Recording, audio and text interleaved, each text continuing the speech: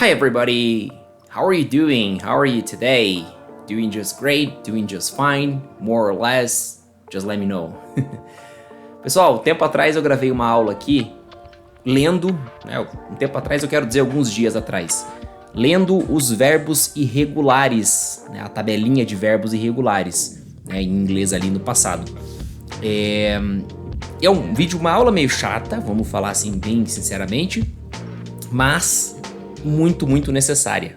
Todo mundo que quer aprender inglês, que quer falar inglês, eu diria até falar inglês com segurança, mas não, falar inglês mesmo, ponto, tem que passar pela memorização ali dos verbos irregulares, tá? Acho que 2 aulas atrás, Na edição eu, como sempre, coloco aqui.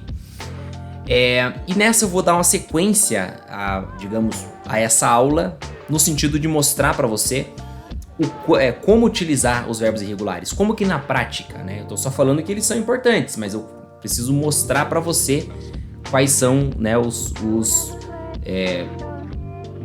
os pontos em que eles vão ser utilizados aí dentro, da conversação, que é o ponto principal, que é o que você quer quando você está estudando inglês, correto? Então, antes da gente começar, eu preciso trazer aqui um conceito. Não é importante, não é muito importante, é ultra importante. É muito mais do que importante para você que é brasileiro, para você que fala português. Que é o conceito que eu gosto de chamar, isso é uma coisa minha, já falei isso em outras aulas anteriores, de os 3 pilares da comunicação. Quais são os 3 pilares da comunicação? Afirmação, negação e interrogação. Afirmação é você afirmar algo. Por exemplo, eu sou brasileiro, ele trabalha todo dia, ela viajou semana passada. Negação é você negar algo, consequentemente. Eu não sou brasileiro, ele não trabalha todo dia, ela não viajou semana passada. E interrogação já fala por si só. Eu sou brasileiro, ele trabalha todo dia, ela viajou semana passada? E agora a gente entra no tema da aula, Por que os verbos no passado requerem de nós brasileiros uma atenção especial, uma atenção extra? Porque diferente do português, nós não utilizamos os verbos na forma passada em todas as frases passadas. Eu sei que isso é super confuso, Mas eu vou repetir. Em inglês, diferentemente do português, nós não usamos os verbos na forma passada em todas as frases que estão no passado, na forma passada. E por que isso acontece? Isso acontece porque em português nós usamos as formas passadas dos verbos em todas as frases passadas, Por exemplo, meu primo foi ao cinema ontem. Afirmação. Meu primo não foi ao cinema ontem. Acertou, negação. Meu primo foi ao cinema ontem. Interrogação. Então repare que em todas essas 3 frases a gente tem a forma passada do verbo ir, que é foi, ali, presente, intacta. Já em inglês, nós só mantemos a forma passada do verbo intacta nas formas afirmativas. Por exemplo, My cousin went to the cinema yesterday. My cousin did not go to the cinema yesterday. Did my cousin go to the cinema yesterday?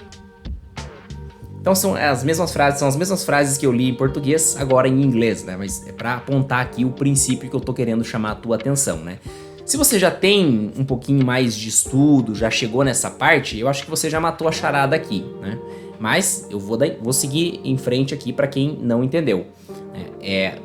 Apenas a forma afirmativa a gente mantém aqui nesse caso em inglês a forma passada, went, Volta lá na aula da tabelinha e você vai ver lá na segunda coluna do verbo go. Go, went e gone. Pode voltar lá, eu vou pôr aqui na tela de qualquer forma para embasar o que eu tô falando, mas você vai ver que went é a forma passada do verbo go, verbo irregular, evidentemente, ok?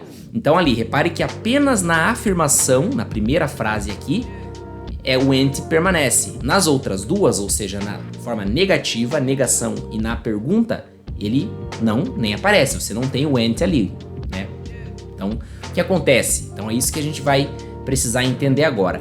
E para explicar o motivo disso, eu preciso falar que é uma resposta meio chatinha né? Então, na verdade, eu preciso pedir a sua atenção plena nesse momento. Eu sei que você tá agora talvez só me ouvindo, fazendo outra coisa, intercalando, otimizando o seu tempo e beleza. Mas nesse momento específico eu preciso que você, que tem dificuldade com isso, que não entendeu esse conceito ainda, né? Já estuda inglês de repente há algum tempo e não entendeu esse conceito, eu preciso que você pare tudo que você tá fazendo e só fique olhando aqui pro vídeo.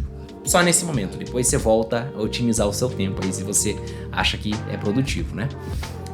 Então aqui, respondendo a pergunta, agora que eu acredito que eu tenho 100% da sua atenção aqui. Isso acontece, né, o fato de, em inglês, apenas a forma afirmativa levar a conjugação passada do verbo, a forma passada do verbo, como no exemplo que você está vendo aqui na tela, acontece pela existência em inglês do verbo auxiliar do, ok? Coisa que não existe em português. Então, isso equivale a dizer que o verbo do é alienígena pra gente, pro nosso cérebro, né, que aprendeu a falar português. É um conceito que não existe, então não adianta tentar equivaler, né, isso aqui, não tem conexão, ok? Então você precisa, para poder, né, seguir em frente aí, de verdade não é, isso não é opcional, isso que eu tô mostrando aqui, esse é o ponto que eu quero que você entenda acima de tudo, não é opcional. Então, você precisa entender este conceito, né, que não é tão difícil assim, evidentemente, senão acho que eu nem estaria fazendo essa aula, me expondo aqui, né, mas também não é tão fácil, né, como muita gente acha que, beleza, entendi, professor, vamos em frente, e não entendeu de fato. É isso que eu quero fazer aqui nesta aula, beleza? Então o verbo do auxiliar é algo que não existe em português, tá? Então, qual que é o princípio do verbo do auxiliar? Não vou entrar na essência nem nada porque nem precisa, mas para resumir, você tem que ter em mente que o verbo do auxiliar em inglês, ele é utilizado apenas para frases na forma negativa, né, no polo ali, na coluna, no pilar, né, que eu comecei ali falando, né, os 3 pilares, nos pilares negativo e interrogativo, na forma negativa, nas formas interrogativas, né. Você precisa usar o verbo do, né. Não existe tradução, ok? Na hora de trazer para o português, é claro, né? Então, é só uma questão de você, e é aqui que muitos alunos pecam, para não dizer quase todos, porque, digamos, por não haver uma equivalência, acabam não dando a atenção e, digamos que essa função, digamos assim, né, que é o verbo do auxiliar, os alunos acabam não dando a devida atenção e lá na frente acabam não usando, acabam, né, deixando de lado, e isso não é algo opcional, ok? Se você deixa de lado o verbo auxiliar do, você vai falar o inglês igual do Tarzan, né? Me desculpe, né? Brigue com a língua inglesa, não comigo, né? São apenas fatos aí inquestionáveis, ok?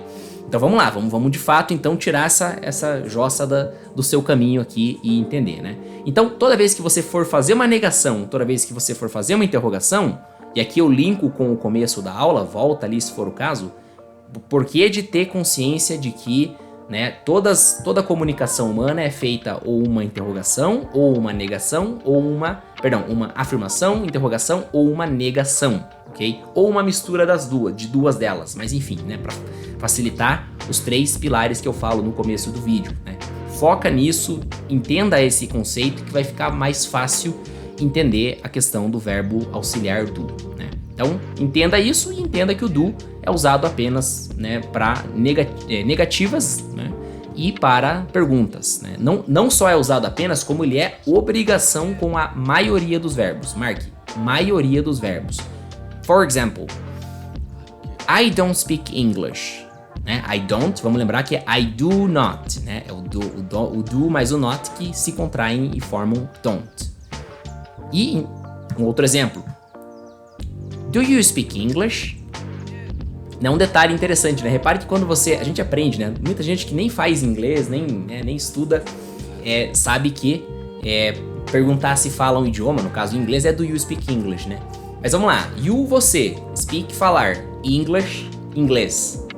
Né? Tradução, você fala inglês? You, você, speak, falar, English, inglês. Cadê a tradução do do?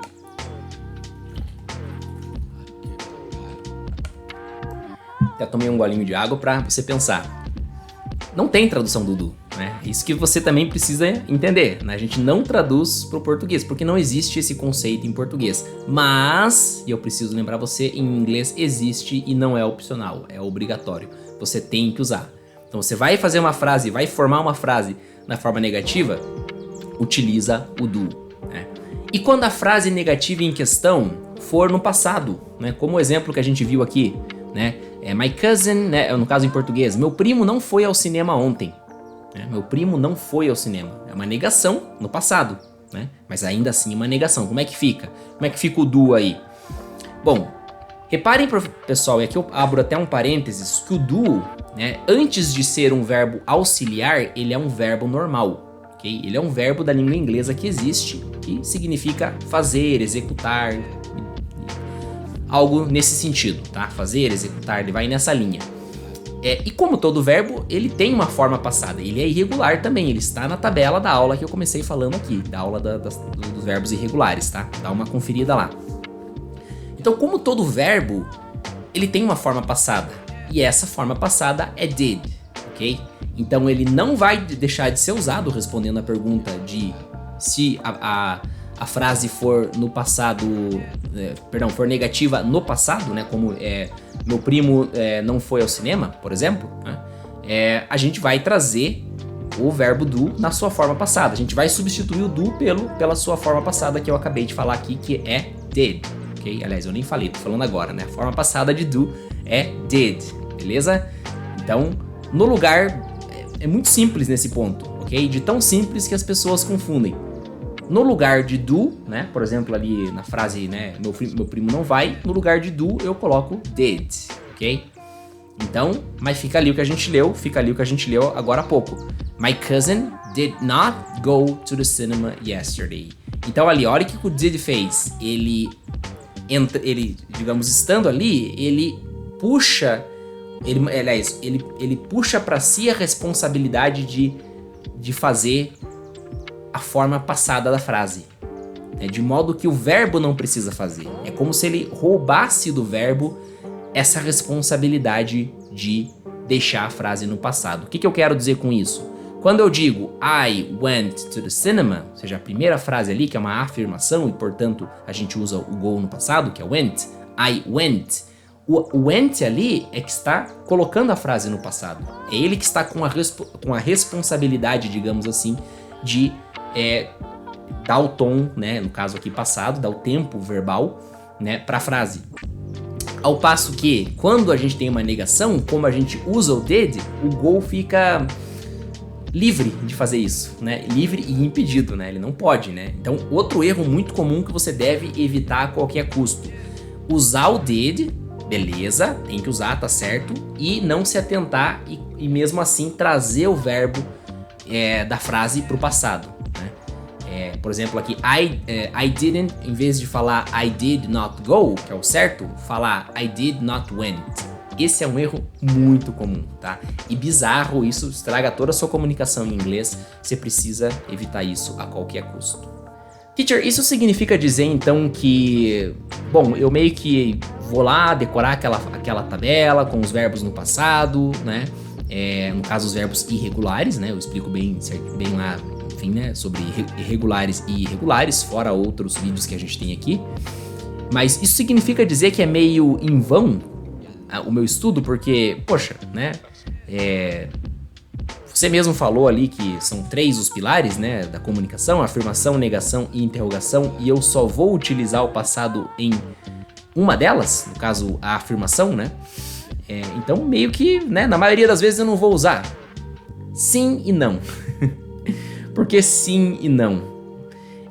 De fato, na maioria das vezes, se a gente for colocar aqui eu tô chutando, talvez. Nunca parei pra ver os números certinho, não é nem o propósito aqui. Mas eu acredito que na maioria, sim, das vezes você não vai, ok? Por conta do que eu acabei de explicar aqui. Porém, existem verbos, são a minoria, ok? Que não, digamos, se curvam a essa regra, que não funcionam com essa regra. Entretanto, esses verbos, esses poucos verbos que não funcionam com essa regra, são verbos chave. hiper, mega, ultra importantes em inglês. Então isso dá um equilíbrio, né? Eles são a minoria, mas eles são, vamos colocar assim, mais fortes, né? São verbos mais fortes. Para dar um exemplo aqui, o verbo to be, né? Poxa, né? Mesmo quem nunca estudou inglês já ouviu falar do verbo to be, significa que é um verbo importante de se aprender para aprender a falar inglês. Então é isso, ok? Você vai usar assim, mas em outras situações e de outras formas, né? Essa minoria desses verbos, né? E algumas formas de se comunicar também que vão entrar no hall, né? Na categoria de exceção a essa regra que eu acabei de explicar aqui. E eu vou deixar, para não confundir você, isso pro próximo vídeo. Vou falar das exceções, né? Ou seja, quando que temos uma exceção a tudo isso que eu acabei de explicar aqui. Espero ter ajudado. Vejo você na próxima aula, no próximo vídeo. And bye bye.